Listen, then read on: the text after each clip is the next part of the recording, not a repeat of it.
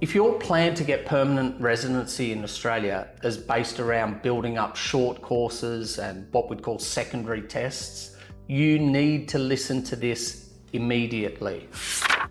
The Australian government is moving away from their legacy point system that rewards periods of stay in Australia, and they're really focusing on three things: youth, English language ability, and real-world Australian work experience.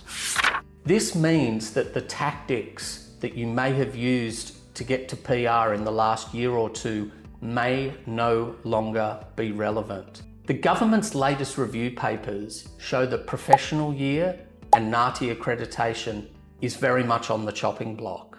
Why is that? Because the Australian government wants to remove what they call permanent temporariness, where people take short courses or do short accreditations in order to maximise their points. Even the classic Australian study and regional study points are likely to be reviewed. So again, if this was your strategy to earn your points for the points test in Australia, you may need to consider other options.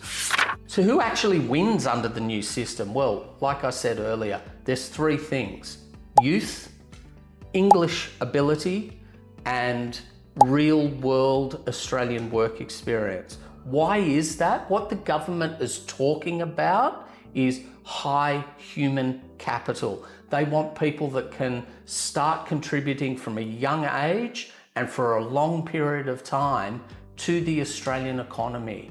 That is the focus. That is what the points test is going to be geared towards. So, when I say youth, younger applicants, the maximum points are being heavily weighted towards people that are in their 20s or early 30s. English language ability. So proficient English is more likely to become the baseline standard. What Australia really wants is people that are in that superior English band. So that's the equivalent of an IELTS 8 or 79 plus in the PTE.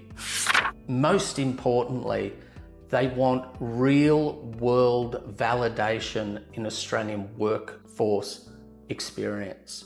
So they want people who are already in Australia, who are already in highly skilled occupations, earning excellent incomes. That is what the Australian government wants to reward through the new points test.